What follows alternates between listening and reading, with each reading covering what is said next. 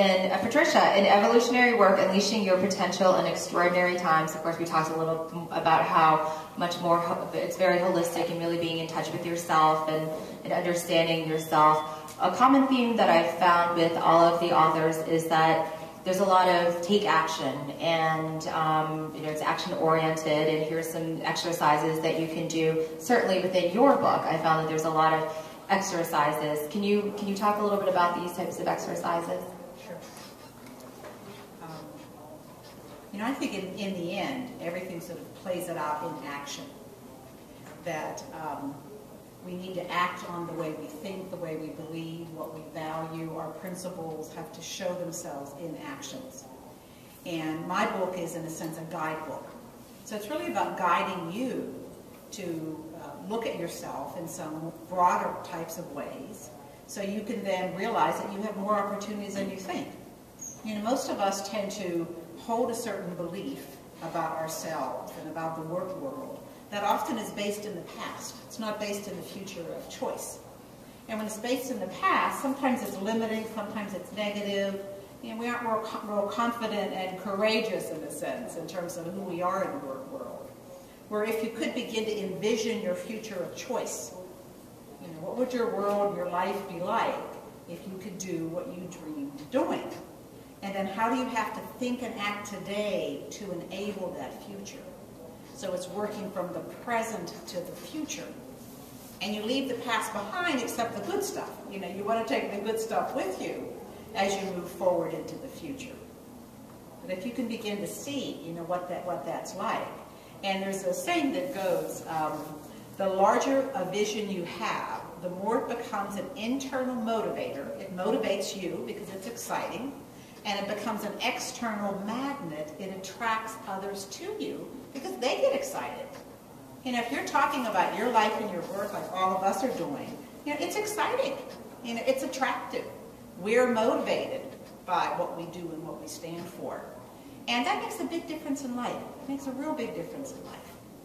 And then as you go through this, as you feel motivated, you need to begin to take more risk. And I think risk is like a muscle, that the more risk you take, the more risk you can take. So you have to practice taking risk. I often give my clients action steps to do. I sort of call them homework. And one of the action steps I give people often is to do one thing every day that you're afraid to do.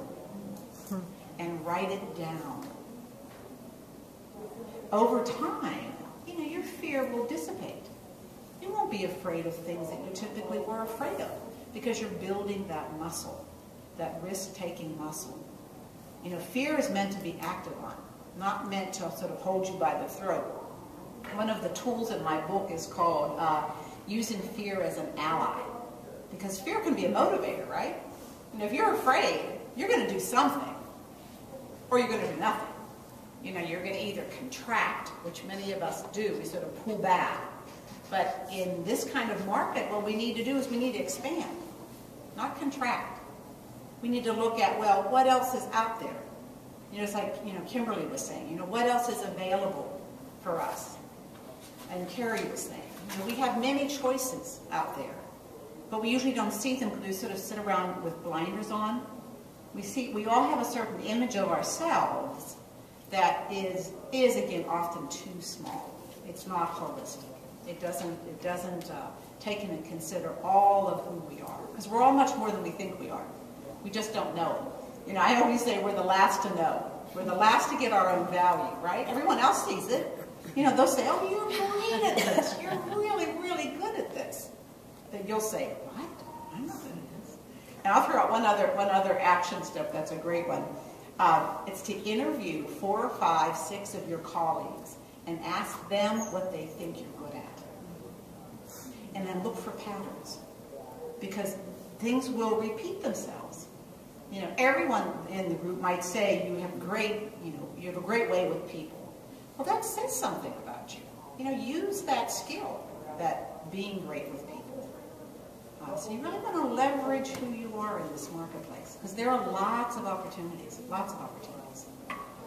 Okay, and so sticking with you, Patricia, your clients are individuals, but also business owners too. Is there a difference when you're working with people as individuals versus the business owners? And how do the business owners take this information and bring it back into their companies to make their businesses successful? I believe we're actually all entrepreneurial. We can all have that entrepreneurial spirit. And I also think that there's a lot of new work that needs to happen in the world that's not happening right now. New work that really does feed the pocketbook and the soul. So a lot of my work is with either people who are entrepreneurs, sole proprietors, or those who want to be. You know, if you want to go out there and create a business for yourself. It's not an easy road to haul, and it certainly isn't easy if you're doing it alone. You know, I think if you have a support group, I run groups called Purposeful Business Circles for entrepreneurs. If you could get together with others that can support you, create your own mastermind group. Some of you may know what that's about. Because we need support. It's hard to create a new idea in the world. It's very hard because there are a lot of naysayers out there, right? They're going to say, crazy idea. You know, who do you think you are? You can't do that. You need people in your back pocket that can say, go for it, girl. You know, it's there. It's available. I do work with CEOs of small companies. My belief is that, you know, when it's a small company, it's pretty much you. Whoever runs the company is you. And if you're having problems, your company's having problems. You know, if you're not a risk taker, your company's not taking risk. That your company is a reflection of who you are. So it is about building that strong internal foundation. I call it sort of winds of change don't blow you down. And there's a lot of winds of change out there. So you do have to be strong, regardless of where you're headed. You know, if you're in the changing career mode, if you're in the creating a business mode, you have to be confident, you have to be courageous, you have to know yourself better than you ever have, really. You need to know really what makes you tick in the world.